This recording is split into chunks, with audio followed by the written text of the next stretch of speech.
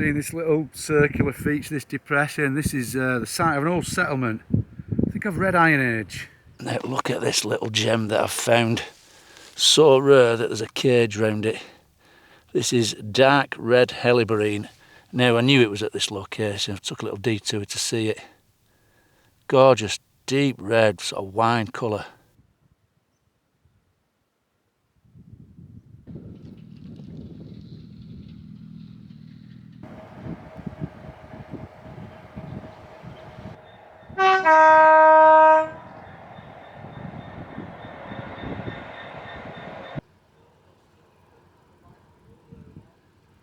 I'm so sorry, but there's just so many beautiful flowers.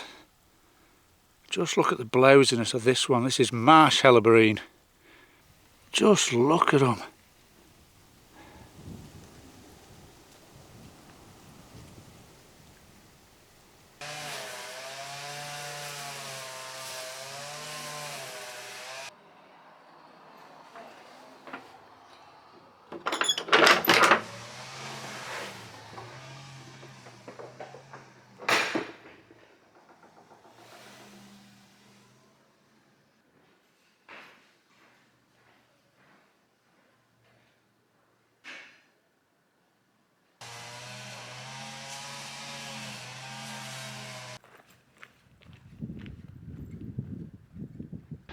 Right folks, apologies for all the flowers and churches and other things I've been sidetracked with.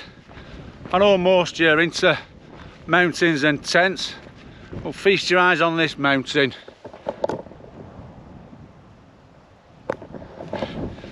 Ingleborough. And that's the plan for tonight.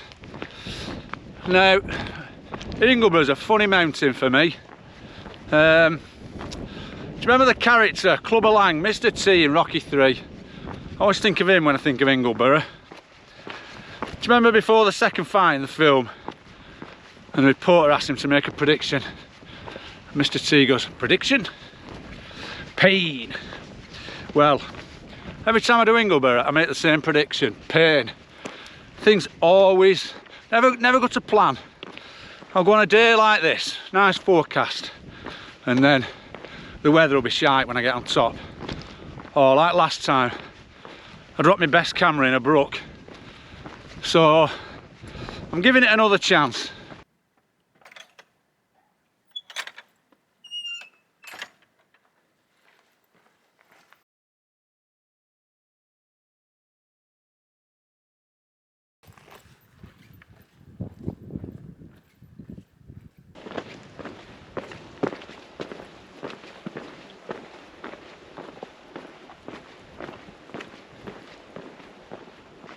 Such an incredible landscape, this karst limestone scenery. Is it any wonder Carboniferous limestone is my favourite rock? It's gorgeous, especially when the sun's on it. Just brightens the landscape, doesn't it?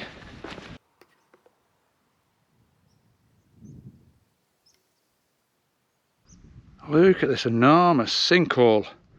On the map it says it's called Braithwaite Wife Hole. It's a right colossus.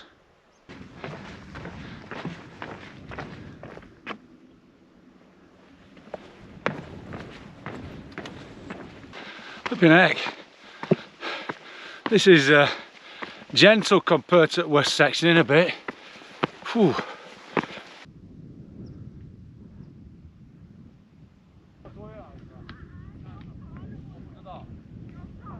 Now this is where it gets seriously steep.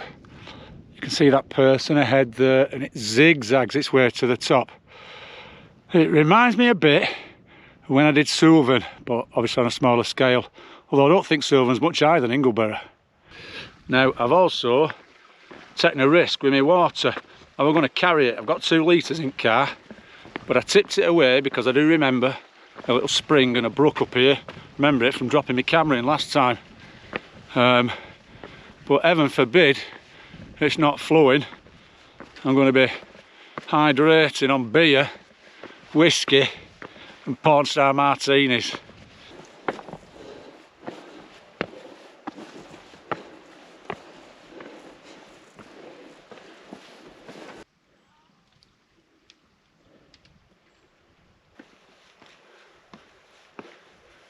Good barometer this for me, test my fitness levels.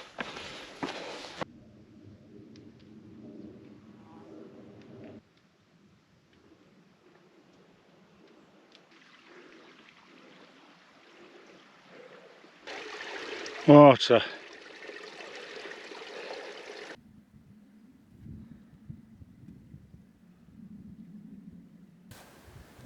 What a fantastic day I'm having. I'm happy as Larry today, loving it.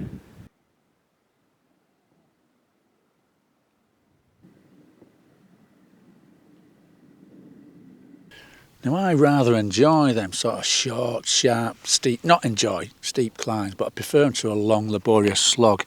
But I'm just looking across there. You see that hillside there? Well, I once did that way up here with Kathy, and that were a pretty bloody awful slog.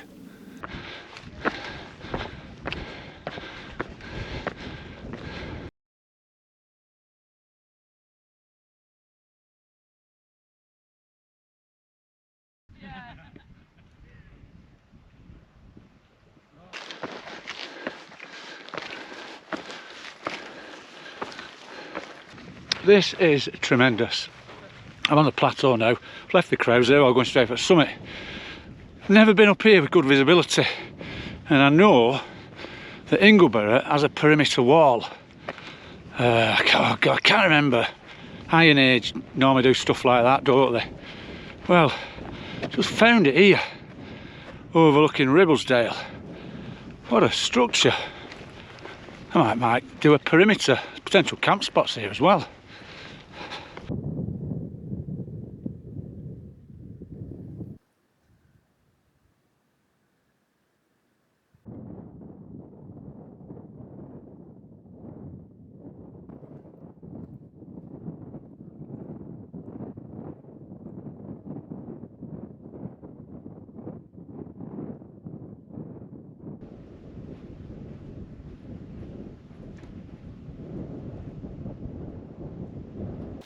Oh, I really don't know where to put the tent. I can camp over there and overlook Morecambe Bay and the Irish Sea. Northwards here, awesome. Gregareth, the Howgills, Whernside, Wildbower Fell, the Jaws of Malastang, Great Shunner Fell. Or do I go over there near the old Iron Age wall?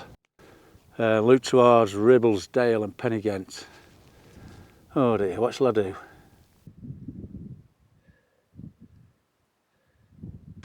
I'm kind of just wandering around now. I've narrowed the pitch down to two. I'm either going to go here, which is like looking in the direction of Pennygent. I can see Pendle Hill. I could even, if it's a bit clearer, see some of the hills of home. Or over there, I'm going to face north, look to Whernside and the Howgills and Malastang and stuff. Discounted Morecambe Bay, might get a sunset there. I'll wander over there anyway. Just a bit hazy, milky looking west. Still a few folk knocking about. It's got a topper scope on here. The furthest you can see is Snaefell on Isle of Man. 84 miles. So after much to-ing and fro-ing, I've decided to camp here facing north. My tent's going to go roughly in a line with where my poles are there. And I'm going to be looking at that. And as the sun's sinking, there's a bit more clarity. And Morecambe Bay's just over there as well.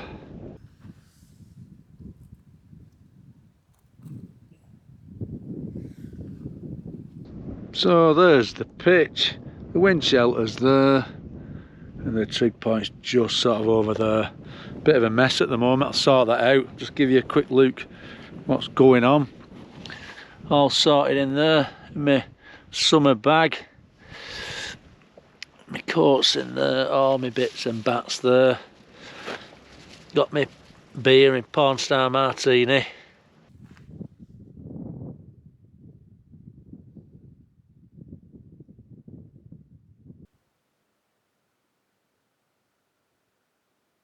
I don't know if this is picking it up, but my old pal just above my finger there, Crossfell. The mightiest of the Pennines. You'll be mightily pleased to hear that I've no bad news to report on this trip. Everything's hunky-dory. Yeah, I've had a really nice day today. I felt good. not felt like breathless or out like that, like I have been. I've seen lots and lots of wonderful things. The flowers today, absolutely brilliant. I mean, I come up here with certain species in mind, and I think I've ticked off everything I'd hoped for. The dark red helleborine is really, really special. Not seen one of them for a few years.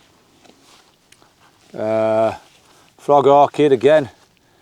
I think last time I saw a frog orchid were on the Crossfell Wild Camp. When was that? 3-4 years ago? Yeah, 2020, COVID year. No, really, really nice day today. Really enjoyed it.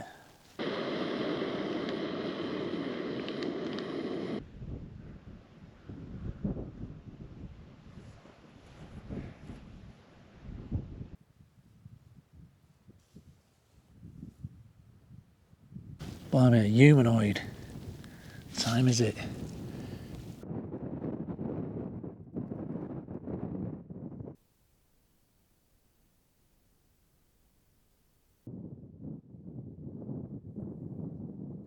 Just above my finger there is Pendle Hill, and just to the left of them, I can't, very, very vaguely maybe, I doubt the camera will pick it up, there's my hills of home, my South Pennines.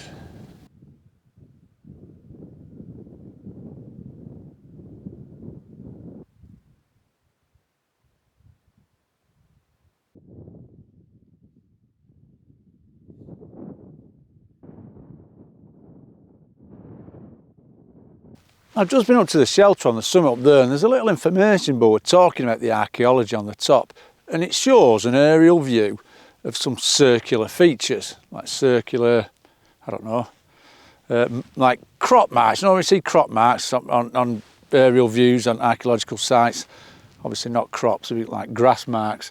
Anyway, and I'm aware of some things from reading Wainwright's Walks in the Limestone Dales. He draws a nice plan of the features of the top of Ingleborough. Anyway, I didn't think I'd see them on the ground. I thought I'd have to look down on them. But I've just been for a wander here, and look at this, I found one. Look at this circular feature here, going round there. Really good, that. The plaque says, typical with any sort of Bronze Age circular feature on the top of an hill, they're probably ceremonial, probably a place where cremation urns were buried, maybe a few sort of grave goods, flint tools and stuff like that. Probably all been plundered now, haven't they, now left, but no, really, really interesting. I wonder if the perimeter wall, which I always take to be sort of an Iron Age feature, I wonder if that's Bronze Age as well.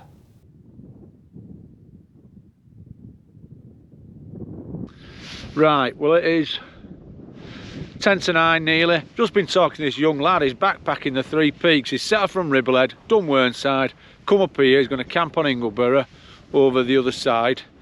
I think where I said, where I was thinking of camping. And tomorrow he's going to do Pennygen, and then he's got the long walk back up to Ribblehead. It's a nice evening. The sun's setting over there. I'll see if I can show you that in a bit. I've just been like wandering about on the top.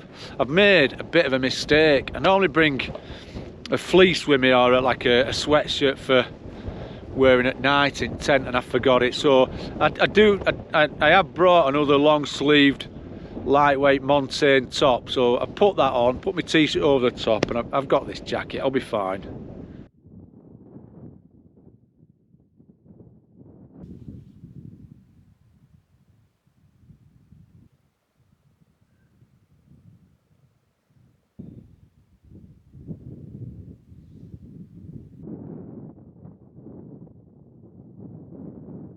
I can remember my first visit to Ingleborough vividly. It was the Easter school holidays in 1989. I was 16, nearly 17 in the June. And there were three of us from school, Budgie and Tim and me. And I still see Budgie and Tim, they both come on the solstice walks, good mates. And what we did, we got a train to Settle. Weren't a particularly good forecast for the days we'd planned to be away. Train to Settle. We walked up the River Ribble to Stainforth Youth Hostel, spent the night there, Another youth hostel gone. The morning after, the weather was shite. We walked up the road to Helwyth Bridge. We went in the pub at Helwyth Bridge, and they did like, you could get like a breakfast there as well. So we went in there, and we like made our cup of tea last as long as possible because we didn't want to go out in the rain. And eventually the owner slung us out. And then from there we walked up, I can't remember the name of the lane, but it comes out of that massive big sinkhole near the Pennine Way. Is it called Churn Milk Joan? And we walked over Pennygent, saw the purple saxifrage, down Pennygent and into what? In Ribblesdale. Oh, I've just forgot some actually. When we was in Stainforth, that was the first time I ever got served beer in a pub, and I was 16. And I looked about 11. I couldn't believe it when I got served. Tim and Budgie got served, I was third. And my knees were bloody knocking. Imagine if your mates get served ale and and you get turned away and you're having to sup coke or something. Anyway, I couldn't believe I got served beer there in the Craven Effer. Anyway, back to the walk. Yeah, we walked over Pennygent, descended to Horton in Ribblesdale. And from there, we stayed in a bunkhouse called Dub Court. About a mile and a half. Sort of south, along little lanes, heading southeast of the village. And there were only us in it, and it were basic, and it were freezing. We were in bunks, and the only bedding, do you remember them right horrible, itchy like army blankets or something? We just took loads off the spare beds and tried to keep warm, and it was a really miserable night. Anyway, the following morning, walked back into Horton in Ribblesdale, and me and Budgie wanted to do Ingleborough. I'd never done it. I think Budgie might have done it before. Anyway, Tim didn't fancy it, so he sort of headed south, like round the bottom. I'm thinking maybe like going through Oustwick, that sort of area, and he was going to meet us in Ingleton. So me and Budgie set off on the Three Peaks route, heading for Ingleborough. And the weather were showery, on and off. It were cold, it were grey, it were very damp. But as we got higher, the rain turned to sleet, the sleet turned to snow. We couldn't see Ingleborough. I were getting a bit twitchy. Anyway, we latched onto this party of, I think they were a family party, a bloke and his son, a little group anyway. And we just sort of, they looked like they knew what they were doing. And we followed them to the top, all the way up to Ingleborough. And then from there, we managed to find where the path left the summit that goes via Creaner Bottom into Ingleton. And we met Tim in Ingleton, and we spent the night in the youth hostel there and came home the next day. Okay, it's nearly 20 to 12. I've had the tent door open for a while. I've been looking and hoping for some noctilucent clouds. I always wanted to get a right good view of them, but tried taking some pictures at night sky to the north, but I didn't see any. The sky was lit up where the sun had set, but that were it. So I feel a little bit tired, a few yawns and stuff like that, so I'm going to get my head down and I'll speak to you again in the morning. Good night. Morning folks, it's 20 past 5. I've been awake about 20 minutes. I slept okay really. I've just had a look outside. It's thick moor grime. It said it was going to be foggy this morning. It's got a little bit blowy as well, so I'm not going to mess about. I'm going to brew up, have a little bit of something to eat, and then I'll start tackling down, and I'll speak to you when I'm outside.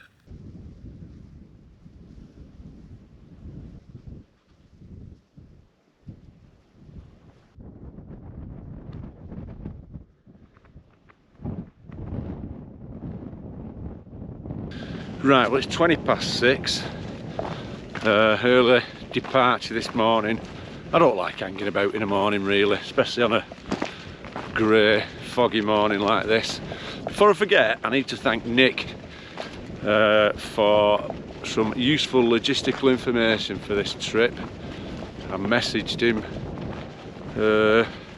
Thursday night when I decided I was coming here, and I knew he'd camped up here, so yeah, I just wanted to pick his brains a bit, so thanks Nick. So now I've just left the pitch. I don't know whether you can see behind me there the fog's coming in and out, lifting and dropping, quite dramatic really. Returning to the car, just the way I come up. Already there's people on the top up there. Yeah, popular mountain this, come rain or shine.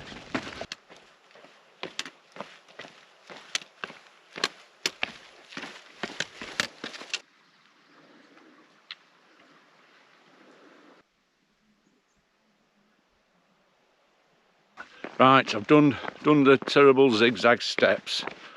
It's quite a pleasant morning, very still on this side. Wonder if the mountain's blocking the wind.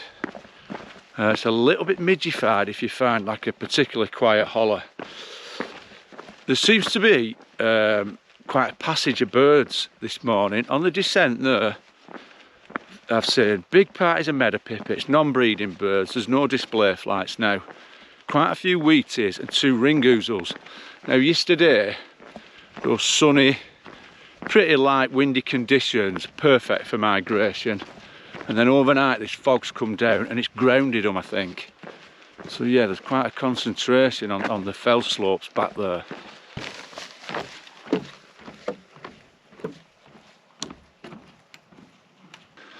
Look at all this bog asphodel here.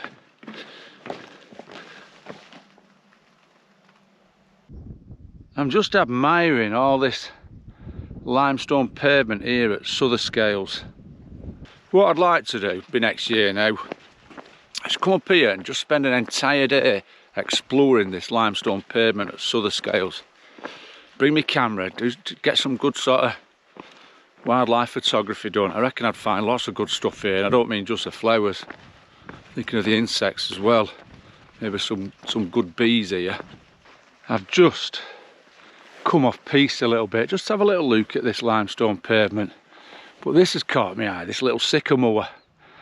It's tiny, and it's probably very, very old, like a giant sycamore, but because it's growing in such thin soil or out of a grike in the rock, it's almost like bonsai-ified. Obviously a bit bigger than a bonsai you'd have on your window bottom. Well, I think it's time I did my closing speech. I'm passing big groups of humanoids now. Well, I don't know where to begin about this trip. It's been the best trip of the year so far, and I can't see out else beating it before the end of the year really. It's been that good for me. It's ticked a lot of boxes. It's quite tricky this time of year. I've got too many hobbies. Well, you can't have too many hobbies, can you? Hobbies are good. But I've got a lot of hobbies, and at this time of year I feel like I'm being pulled a bit in different directions.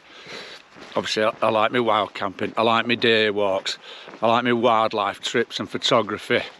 The mushroom season's just starting. In the summer I quite like doing a little bit of sea fishing. That's another thing I like to do. But this one I managed to engineer it so I could sort of combine 2 of them. I've done a fair bit of natural history stuff. Managed to take a slight detour and loop round a lovely old church that I've St Leonard's down here, which I've wanted to look at for ages. Interesting that. It's where some of the navvies who were killed building the Settle to Carlisle and the Ribblehead Viaduct are buried. Another trip, sort of combining my hobbies, I was thinking about is doing a coastal wild camp. Been looking at like a walk on Limb Peninsula. It's a bit of a drive down there. A bit of a walk, camp, do a bit of fishing, catch a big bass, kill it, cook it and eat it. No, I'm not going to do that at all. It'd be just nice to catch a big bass, but I won't be killing it, I'll be putting it back. Someone else could kill it for me, I suppose. I like bass. Anyway, right, that'll do for this one. When will I be out again? School holidays, but coming up. I'm on the right on the edge of the school holidays. 2 more days in work. are coming up, but I've got a lot on this summer. I mentioned in the last video, I've got a family holiday away, and other things, a lot going on this summer. I would like to get another trip in though before I'm back to work. Anyway, thanks for watching, look after yourselves, and I'll see you next time.